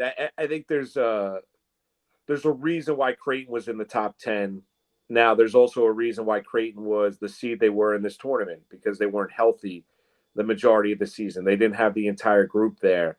They've gotten that entire group back, and that's why they would have been a team if they were not in Alabama's region that maybe some people looked at as potentially. You stuck them in the East. Oh, yeah. Into the final. The problem is, they're all likely to have Alabama facing them in the Elite Eight. But you're right. I think the early part of this game, you'll find out just where at the first time out. Is Creighton able to jump out on top of Princeton, build a little bit of a lead? Is Princeton able to jump out on top of Creighton, make them chase them throughout the course of the game? The longer that game goes along where it's close, the more confidence you can have that Princeton is going to be there within the final 4 minutes. Yeah, my gut tells me Creighton comes out and like punches Princeton in the face early. That's my gut right now. Yeah, and I don't want to see it. I hope it's wrong. I hope I'm wrong. No, and I think McDermott and company, I don't think they're probably going to tell the players that. Like, it's highly important to get off to a good start, because then all of a sudden, if they don't, then they're all of a sudden concerned. But as a coaching staff, I think they're probably going to say, let's set a tone early. Let's remind Princeton that this is not going to be the first 2 rounds and their first 2 victories. Set a tone early in this first half, and in that opening half, and jump out on top early and make them chase us. Moose, everybody that I read, everybody that I watch, many well-respected, college basketball people in our field are saying that Texas is going to not just beat Xavier, going to win this game easy. You got Texas as 4-point favorites. You got the over-under hovering around 150 points. Texas is number 15 in America in offense, number 10 in America in defense. Their 4.3 ratio is 9th in the country as in turnover to assist margin. But Xavier, they average 3 more assists per game than Texas. Can you make a case for Xavier to win this game? Well, could I make a case? Well, they've got the experience of Miller on the bench. Now, Miller's not been a great NCAA tournament coach. They've also got, the weight of disappointing NCAA tournaments for the Texas Longhorns on that program.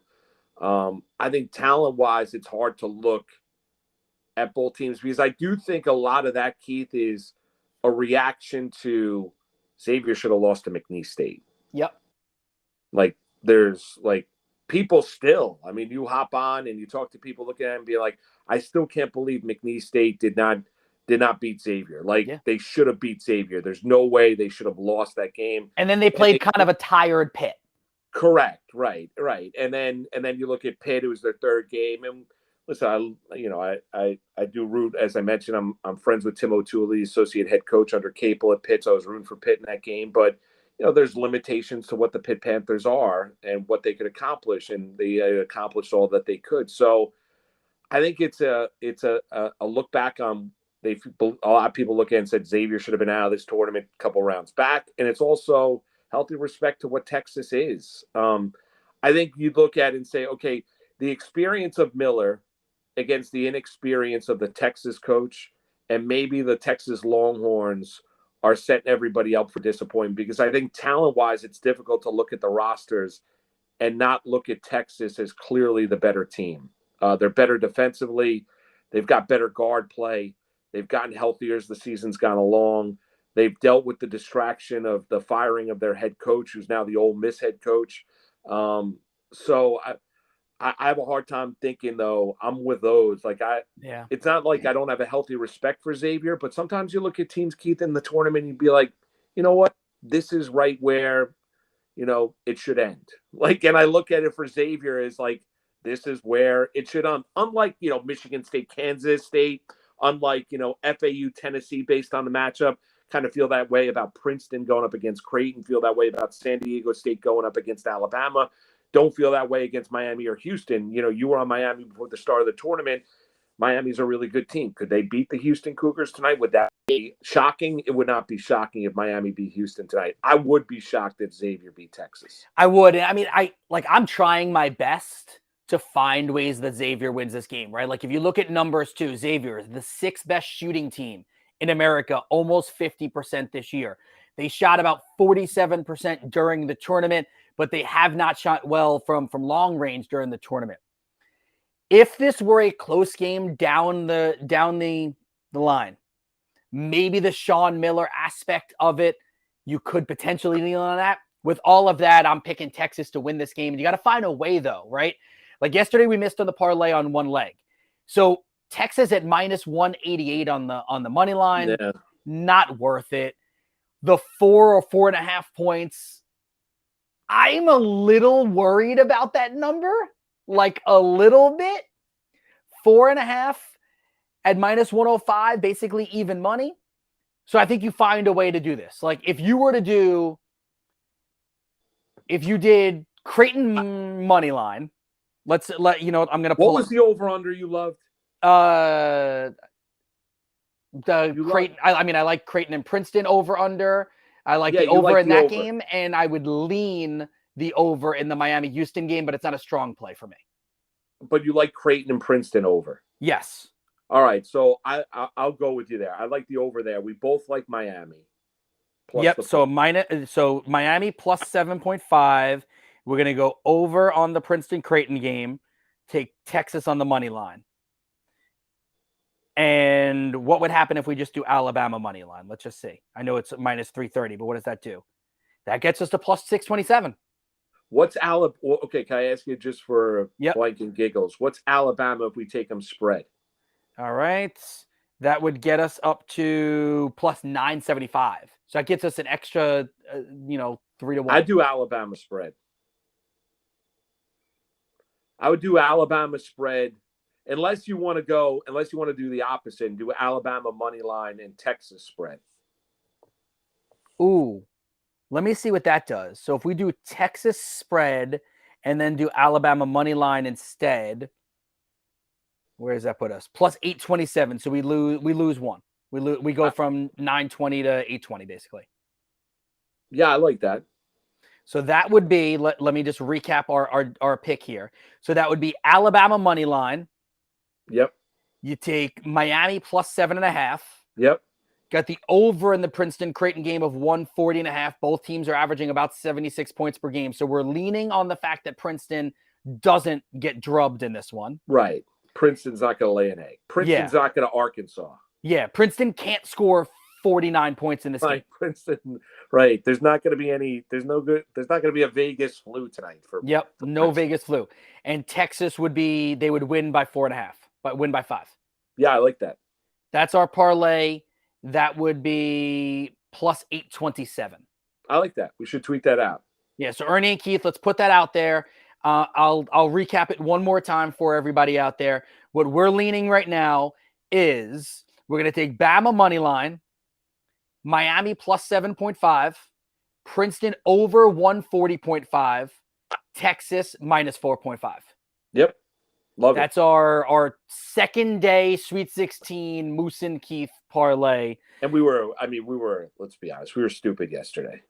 Because we talked about it the whole time. We kept saying take 5.5 points for and Keith, when I was driving home last night and from picks and I'm listening to the game on radio, I'm like, how stupid. Like dumb. So dumb. So dumb. You talk everything in there. By the way, I know, and then we get cute. We're trying to middle it. We're like, Hey, if you just want to make a few bucks here, FanDuel has a super boost. Alabama and Texas both win tonight, up from even money to plus 175. Oh, I like that. I'm doing that. That's Alabama and Texas plus 175 just to win. Just both of them win. That's great. I have a free bet left over because of that one leg that missed. Boom. Let's use that free bet. Done. It just happened on television, guys. We did it on the app. All right, that just happened. I'll save that. Dave Sharapan coming up. We'll take a really quick break, and then we'll catch up with Mr. Swaggy D, Diamond Dave. Keep it locked right here. It's Moose and Keith on Bettor Sports Network. Talk sports with Lisa Ann and Rick Kamla, Wednesdays at 7 p.m. Eastern, exclusively on Bettor Sports Network. Let me say something about Tiger. Tiger has had to redesign his entire swing. Tiger has a difference in the length of his legs because of that horrible accident. In golf, there's no hey, you can't walk the greens. You have to take a cart. So I assumed by day 3 on Sunday, the inflammation would start. He took a couple breaks where they take care of his back a little bit. But it is fascinating watching him. So it gave me this thought, is he that skilled at golf?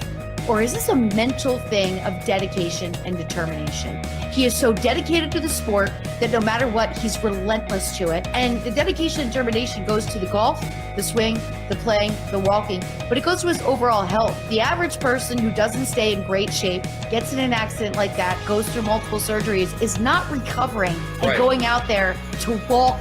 And that course has some pretty steep inclines, a lot of walking.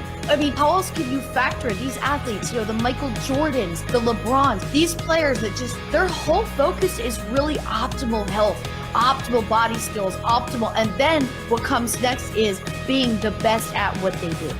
I think you just hit on why Tiger still has that drive. I don't know this. I don't know the man. It could just be love of the game. It could be, I want to make as much money as I can while playing. Could be all this stuff. But LA, a lot of people think Tiger Woods is the GOAT of golf. And I don't understand how you can be the GOAT of golf when you are 3 majors short of Jack Nicklaus. Okay? So LeBron, I don't think he cares what guys like me say anymore, right? He's past Kareem. He thinks he's the GOAT. I mean, he's third on my list. He's in the debate. Many other people think he's the GOAT. He's not my GOAT. You know what I mean? So I wonder if Tiger is there, like LeBron. Like, I don't care what the pundits, what the barbershops say. I'm the GOAT. I don't have to do anything more. This is all gravy. I wonder if Tiger looks at it that way. I don't know what Tiger's mindset is in the GOAT status, but when players talk about what it's like to be at a tournament, when Tiger's playing versus when he's not, they'll tell you that they're on the greens and they can hear the roar 4 holes over, and that there is nothing that compares to the excitement of when he's present. Better Sports Live, Wednesdays at 7 p.m. Eastern, 4 Pacific, exclusively on Better Sports Network. Or listen whenever you want on the app with BSN On Demand.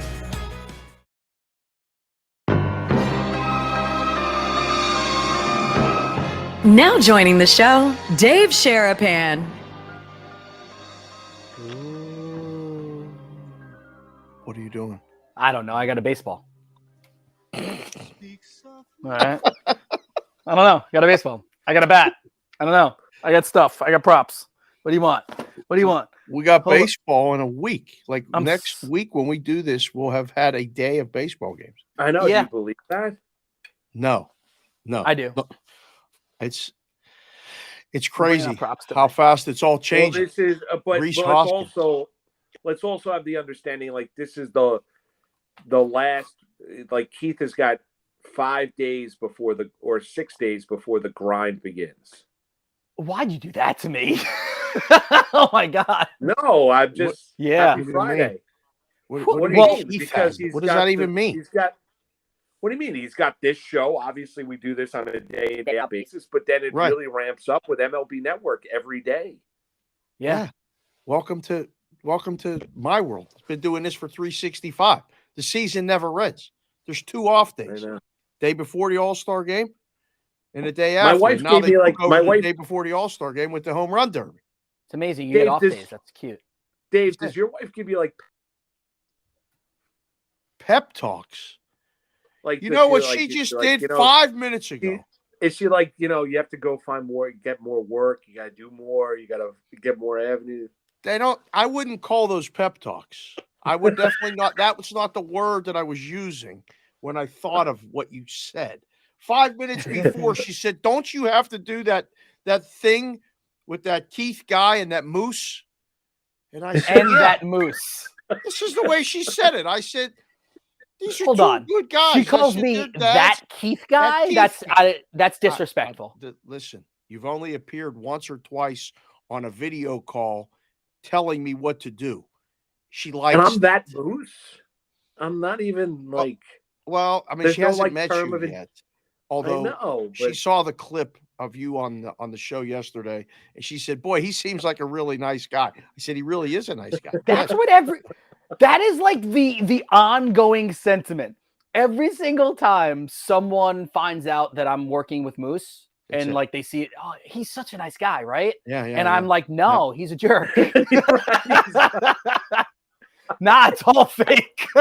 That's what you do. He's a total fraud. Oh yeah. Oh, oof, brutal. Wow. That's not right. Could you imagine if that was like the thing?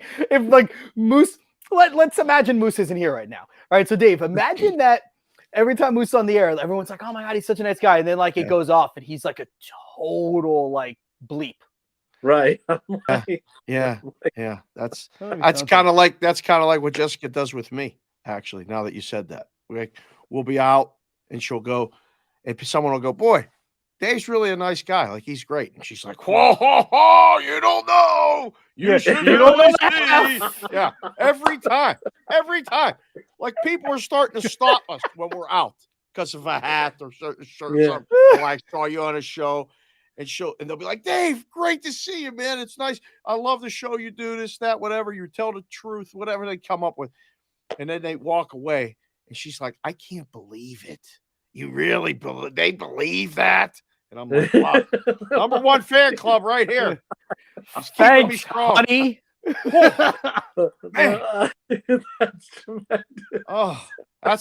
That's my pep talks, Moose. That keeps me going. I got to get another show. Yeah. Oh, all right. So here we go. Let's actually get to business. Here we go. So Dave, I'm going to read you this, Yes. You're going to, because I know that we do this not on the air a lot of times, you and I. Right. What ruins this parlay? Oh, Okay. boy. Okay. We got Alabama money line. Okay. We Good. feel good, right? Actually, you know good. what? Just listen first, and then I'll let you react. Yeah, let's not. Save I don't all want to. applause for the end, like when Yeah. you go to the kids' ceremonies at school. Exactly. Nobody Yeah. applaud until the end. Go. Yeah, you're right. That's on me. I should have just kept going. So Alabama money line, Miami plus 7.5, Princeton, Creighton over 140.5. I'm going to make my case. Both teams average over 76 points per game, and then Texas minus 4.5. It doesn't hit. But do you have a leg that you don't like, or you think that just in general this stinks? No. That's it's good. It's good. I'm worried about 2 of the 4. Okay. I'm worried about 2 of the 4. Bama's winning. Yep. Okay. The You total, like Texas to win? Are you afraid of Texas 4.5? I am. I think Xavier can win a game. Okay. I think so. That game to me feels like yesterday's game with Tennessee and Florida. FAU. Yeah. I really thought FAU was live all week and doing enough shows and going to the books and talking to the guys that are doing it still. It's just one of those feelings that a game with a small spread is supposed to draw somewhat even action. It doesn't have to, but it can't be 80-20. And that game is an 80-20 game. I mean, there's nobody giving Xavier a shot. Now, they may today after last night. What happens sometimes is the dog gets life on Thursday in this tournament, and they get a little more bet on Friday than they normally would have. But I'm worried about that one. And then what's the case for the total? So the case for the total is that both Princeton and Creighton all year long, they've been averaging over 76 points a game. They both can score. But not against each other, K.I. I understand. But like, neither of them are great that Princeton's going to be able to score against Creighton? But did we think they were scoring against the other teams? Like, why did they score against Missouri? Why did they score against Arizona? Well, right? Yeah, I guess that defies a little bit of the logic. I don't know. I Princeton, feel like above average 3-point shooting team. Creighton is the definition of just well balanced. They do a little bit of everything above average. Is that total a little bit light though? 140.5. Right. Yeah. Why isn't it one? It should be a little bit higher. I like the under. I think people are afraid that Princeton gets their doors blown off. Oh, blowout becomes not much scoring for Princeton, and then, right, blowout becomes 70-42. Right, like if Princeton. Whoa, what's the team total, boys? We got to get the team total. No. I don't think it's gonna be like that. I don't. I think from everything you read about this Princeton team, I don't think they're going anywhere. I think they're gonna hang with Creighton. Not. I think 65.5 for Princeton is the team total. 65. Wow, that's a little high. Like the kids say, that's excessive. And 75.5 for Creighton. 75.5, 65.5, 140. See how the odds makers do it? Yeah. It's pretty much adds up like that. Yeah, it's pretty good stuff. I like. What about Miami and Houston? Under. What about Miami, Houston? Why can't Miami win? We both think they can. That's why we were going 7.5, the plus 7.5 for them. Yeah, I think now again. One of the public dogs yesterday was Arkansas, and I was on it.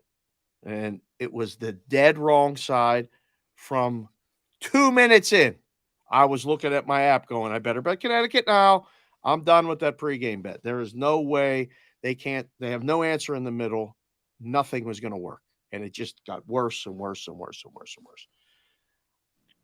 I don't know what Houston does to dominate the game and win this thing by double digits. It feels like you're sitting there going, again, dog got a shot to win the game. Give me 7.5 points. I mean, they were down by 10 at half against Auburn. I know they ended up winning by 17 points, but they were down by 10. Yeah. And Miami is one of the 4 or 5 best scoring teams in America. Like, here are the numbers. How about this? So Miami is 16th in the country in free throw shooting, 18th in field goal percentage, 25th in scoring, 47th in 3-point percent shooting. But on the flip side, the Cougars are first in field goal percentage allowed, second in points given up, second in 3-point defense. So it really is offense versus defense in this Right. one. Completely. Yeah. Wow. What usually wins in that? Matt Defense. asks me that all the time. Defense, right? So Houston wins the game. We just look what we did there. Houston wins. Take them on the Yeah. money line. Done. Like 8 out of 10 times it feels like the defensive team wins that. That game goes under too, don't it? We were leaning under, but Yeah. Yeah, we're leaning up there. But we weren't going to play that one. Dave, look ahead. When we look at Saturday's matchups, what's your early take on UConn, Gonzaga, and FAU and Kansas State? Well, I was having so much fun last night. I might as well have been in a risk room without being in the risk room, trading texts with what do you make in the game? What do you make the game? Back and forth, just to see the thought process. And I thought the game with UConn would have been pick 'em. Like I said, just make it pick and let them bet it. Like, no, UConn's got to be favored. Okay, -1. Wake up today, it's 2.5. Yeah. I mean, it's 2 like and 2.5 is what I'm saying. Yeah. So, and again, I couldn't quit the Zags last year. I couldn't really quit them this year. So, I'm leaning that way. I don't know how that. I mean, they drew up that play. That kid went to Liberty High School, which is one of the rival high schools of my daughter's, and hits the 3-point shot. But that same play that Villanova ran when they won the championship, I mean, it was just unbelievable game. And the other game, listen, it's a 1-point spread. It's K-State. That game was awesome. That was so good. And you put it up and you go, wait a second. Florida Atlantic's in the Elite Eight. The Owls are there and we're down and did it. Who do you make favorite in that game? Flip a coin. Throw it in the air. Just put a pick and let them bet it. I don't know. I'm so impressed with Florida Atlantic and what they've done. But I was riveted just to K-State and Michigan State in Madison Square Garden. We had you on yesterday talking about being in Madison Square Garden and what it's like. That was a big event. It was bigger because it was there. And now you got to not advance it and go, oh, K-State, that's people, we were going back and forth. K-State -3. K-State -3. The Owls can go to the Final Four. I think they can go. How was the performance by Moose on the show? Bostonian versus the book yesterday. I mean, I saw some of the clips. I didn't get a chance to see the full interview yet. It's one of the best of all time. The Brigade loved them. The Brigade loved them. They're trying to figure out Moose Thursdays and all this other stuff. I said, people relax. Moose is very busy. I'm not trying to create another job for Moose, but Moose came on and we swung through a couple of the sports. And then, I had texted and talked to him to kind of lay it out what we were going to even think about talking about. And then Moose just took over like Yankee fans do and started to kind of send an aerial assault on Peralta, and a Red Sox fan in him came out. Oh, he did. Yes, it was glorious. I just put on the listening glasses. I have my listening glasses right here. I put the listening glasses on and I sat back like this in the other box and let the two of them go back and forth. And somehow we drew out an amazing story from Moose being at the game 7, when Johnny Damon hit the home run and the silence in Yankee Stadium. See, there it is. That's what it sounded like. I don't mean to open up old wounds, but that's what it sounded like in Yankee Stadium. And then you want to talk about the crescendo of the appearance. If that story wasn't enough, I got a little tidbit from a birdie about, the Moose being a cheerleader in college. And the question was so good, but the answer was even better. And I got concerned because he brought up Kelly, and I know he does the show at home with Donna at home. I was very concerned that Donna was home. Donna was not home, so it was an unbelievable performance yesterday. Yeah, I appreciate it, Dave. You guys are awesome. Like Keith and I were talking about before, like you and Matt, the show's fantastic. And I had a blast. It was fun. So anytime you guys want to pop on, the stuff. I didn't even tell you how I got propositioned to try out for the cheerleading team. I'm putting the listening glasses back on now. So Syracuse, so it was like they used to have the big Mondays on ESPN. Vital was in town. Oh, yeah. He was at the student bookstore. He was signing books and everything like that. And that was the Kerry Kittles, Jason Lawson, like that Villanova team. I'm dating myself, right? So it was a really good Villanova team. Syracuse won the game. Everyone stormed the court. So it's students, this and that. One of the guy cheerleaders that we used to like, the students nicknamed Zeus because he could like hold up 2 cheerleaders at one time. Like he did like everything. Like so when he would do that, like the student section would be like Zeus, like so. Like we're on the court at the time, like we're like 19 years old, like we're all stupid. So we're on the court at the time. Zeus taps me on the shoulder and said, "Hey, have you ever tried out for cheerleading? We're having tryouts after the season." And so the cheerleading tryouts. You got recruited by Zeus because of his broad shoulders. Yes. This is amazing. That was my greatest athletic endeavor in college. The Adonis-looking man looks over to his left and goes, "Huh, look at those shoulders. I need him on my team." That's what happened. And then you thought of Kelly and said, "I should do this." And then there was a girl that I was like, I'd like to meet her. And so I went to the tryouts, and like I mentioned, eventually down the line, I got a date with Kelly, and nothing really happened, but I was able, I set a goal and I was able to achieve said goal. This is exactly we had a nice date. That was it. Your boys are younger, and this is how you have to tell them to approach life, because I'm learning so much as an adult. It's great. We never stop learning. But think about how free you were at 19 to say, "Yeah, some guy named Zeus just asked me to be a cheerleader, and I'm going to go do it.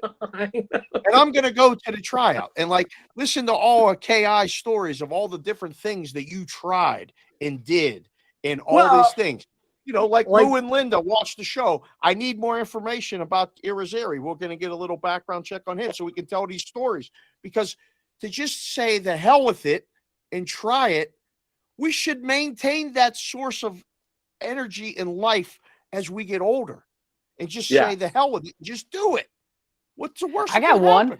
You know what I did in 8th grade? Here's one for you. All right. So is this another modeling story? No, not in 8th grade. I was a little awkward looking in 8th grade. But so we all grew up playing sports, and we all. And mind you, let me just finish the thing. Like, clearly, I outkicked. Yeah. Well, yeah. What do you mean? What, is she watching the show right now? Say whatever you need to say, Moose. Get out of the dog. No. I was saying I outkicked my coverage with Kelly. Like when I went on the date with her, we're not talking about Kelly no more. We're talking about Donna. Yeah. Oh, yeah. No, Donna, I've outkicked my coverage as well, no doubt. Oh, yeah. That's all right. You're a good punter. You know that. You know that. Yes. Yes. So in 8th grade, I had I think I've told this story before, where I was on the 7th grade basketball team. 8th grade, me and this kid Tom, we both got cut from the 8th grade basketball team. We didn't make it. Yeah. We definitely should have made the team. We both were good enough to make the team. We didn't make the team. After school every day, him and I decided that we were going to practice basketball together. And by 9th grade, we both started on the freshman team. Okay. But during that, I decided to deviate a little bit from the plan. I also joined Mathletes in 8th grade. Mathletes? Yes. So I'm a smart guy, and I did very well in school, right? So there was a club. It was called Mathletes. Of course. And I decided to join it knowing that a lot of my jock friends were going to make fun of me, and I could not have cared less. I joined, and it was a really cool experience. It was fun. Math is power. Math is Look at what we do now. You know how much math we use? Exactly. Right. Yeah. No, listen, I was the smart kid too that played sports, but I was friends with everybody. I was friends with the burnouts, with the guys who were in detention, as well as, you know, the homecoming king and queen and all this other stuff. It don't matter. Like, that's what I tell the kids all the time. Just be nice. Want to be respectful to everybody, because you really do never know who you may end up becoming friends with, or just may call you someday and need something from you. Just be nice, but try everything. Everything. Or be nice to everyone because, you know, the Billy Madison situation at the end where it's like, man, I am glad that I called that guy. Ooh, he was crossing out the list, remember? Yeah. Steve Buscemi. Yeah. You need that. Yeah. Speaking of crossing off the list, I'm crossing the Knicks off the list for all like the Knicks put people in the poorhouse this week, by the way. If you three consecutive losses. They can't play defense anymore. Yeah. Oh, Brunson's banged up again. God, but at least the Rangers won. The Rangers won yesterday. How are the Penguins doing? They won at Colorado earlier and then lost last night. They got a good win. 3-2. Yeah, I mean, they're okay. I just hope they don't match up against the Bruins in the first round, because it's not going to be. Oh, my God. I don't want it. Your poor soul has to deal with Matt on that then, too. It'll be nonstop. It'll be terrible. Yeah. So I'm trying to direct it to basketball, because that's why I wore the Sixers stuff. Trying to positive thoughts. Sixers at the Golden State Warriors tonight. Game of the night in the NBA, which no one will be watching because the NBA or the NCAA had so much energy and action last night. But I can't wait to watch the Sixers tonight. I think they cover. Tonight. Sixers cover. Who's your best play in the tournament tonight, Dave? Let's see. Again, I think Xavier's live to win the game. So would you just take Xavier on the money line? No, I'd like to take the 4.5 to start. I mean, you can do both, but I'd like to take the points. These games are so close; they keep falling around the number. I don't know, Moose. Like, this would be one of those days where all the people would come in and do a money line parlay with all 4 favorites. One of the dogs is winning today. I haven't figured out which one yet, and I keep falling towards Xavier, but they're not all winning. All 4 favorites. This is not a chalk day parlay. All right, we get to roll out. The roll. Oh yes. Shout out Lou Linda, Donna, everybody else. Yes. Gave you the best. Jess will get cut. We need one episode She ain't where watching the show. I know, but I want her to like walk in the room and just smack you in the back of the head once. See you on Monday, everybody.